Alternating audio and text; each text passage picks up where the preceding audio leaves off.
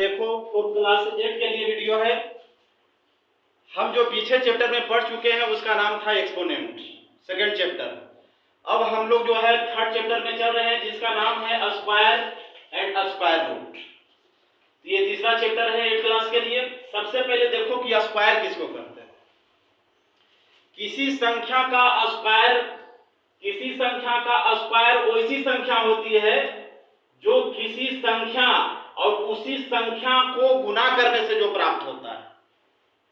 अगर हम 2 को 2 के साथ मल्टीप्लाई करेंगे, 3 के साथ नहीं, वही संख्या प्रोडक्ट करना है जो संख्या है, अगर उसी संख्या से हम लोग गुना करेंगे तो गुना करने के बाद जो हमको प्राप्त होगा उसको स्क्वायर कहेंगे।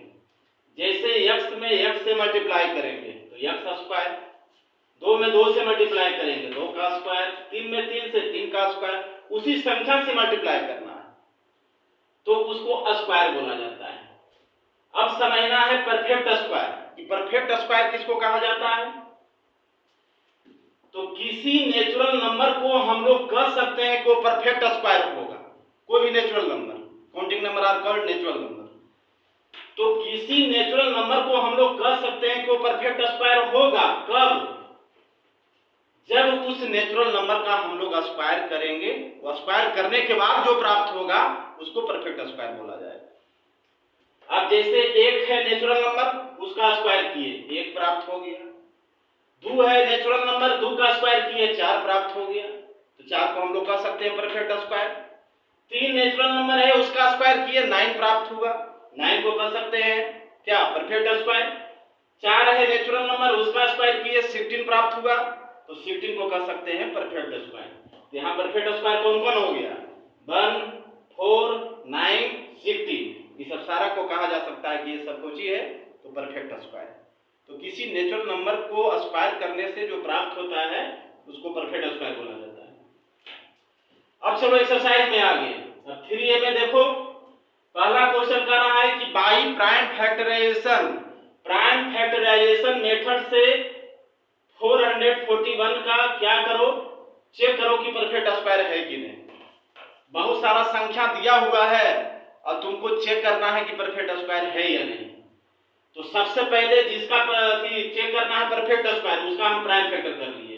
प्राइम फैक्टर करने से देखो 3 मल्टीप्लाई 3 7 मल्टीप्लाई 7 आ गया। अब इसको पेयर के रूप में ले लिए हम, तो 3 का स्क्वायर आ गया, 7 का स्क्वायर आ गया। अगर इक्वल पेयर है दोनों तब परफेक्ट स्क्वायर के फॉर्म में होगा। अगर इक्वल पेयर नहीं आएगा तो परफेक्ट स्क्वायर के फॉर्म में नहीं होगा। तो यहाँ देखो 3 का स्क्वायर है, 7 का स्क्वायर है, तो यहाँ लिख दिया गया है कि इसको परफेक्ट स्क्वायर क्यों कहेंगे? क्योंकि it is the product of pair of equal factor है, और जो इक्वल फैक्टर के पेयर में नहीं आएगा तो यहाँ लिख देना कि it is not product of pair of equal factor, so it is not perfect square. तो ये चीज है। तो ये परफेक्ट स्क्वायर हम कैसे पहचानेंगे? ऐसे पता चल गया, प्राइम फैक्टर करना पड़ेगा। क्वेश्चन नंबर 2 में कहता है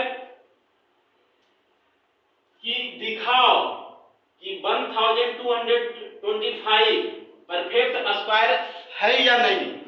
पहले इसको शो डेट करना है, शो डेट मतलब दिखाना है। उसके बाद है तो किसका है परफेक्ट स्क्वायर, ये भी तुमसे पूछ रहा है। इसमें क्वेश्चन एगो बढ़ गया कि पहले शो डेट करो कि परफेक्ट स्क्वायर है कि नहीं। तो परफेक्ट स्क्वायर शो डेट करने के लिए प्राइम फैक्टर करना पड़ेगा।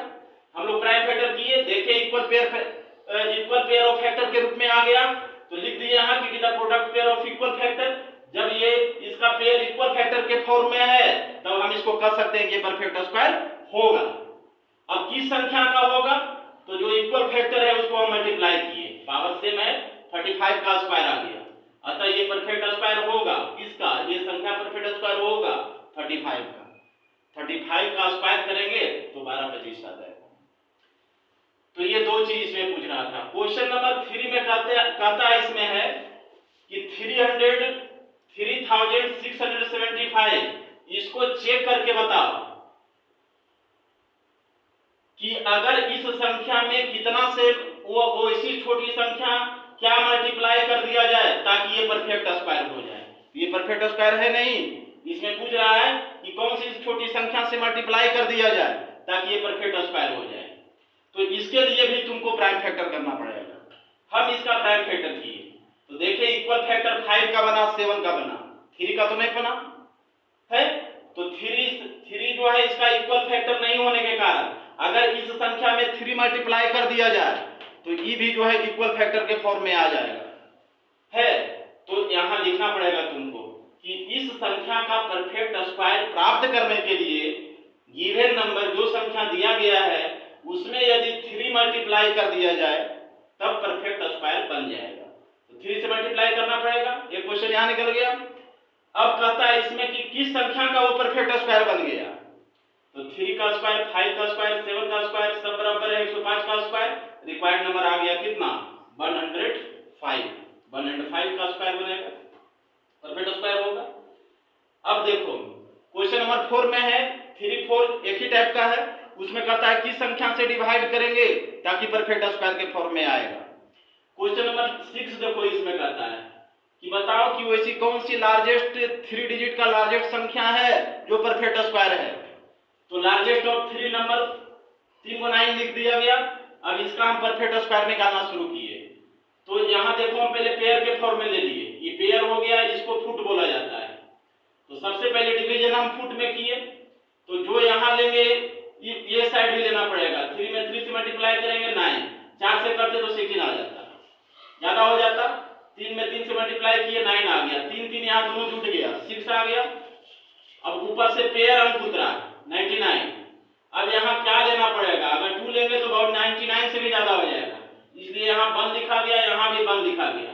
61 में 1 से मल्टीप्लाई किए 61, दोनों घटा दिए 38 आ गया, ठीक है। उसके बाद जो रिमाइंडर बचा उसको घटा दिया गया 961। एक ऐसी संख्या 3 डिजिट का है जो कि परफेक्ट स्क्वायर के फॉर्म में है। आंसर आ गया। चलो नेक्स्ट जो ये चैप्टर जो है बना लेना है 3A।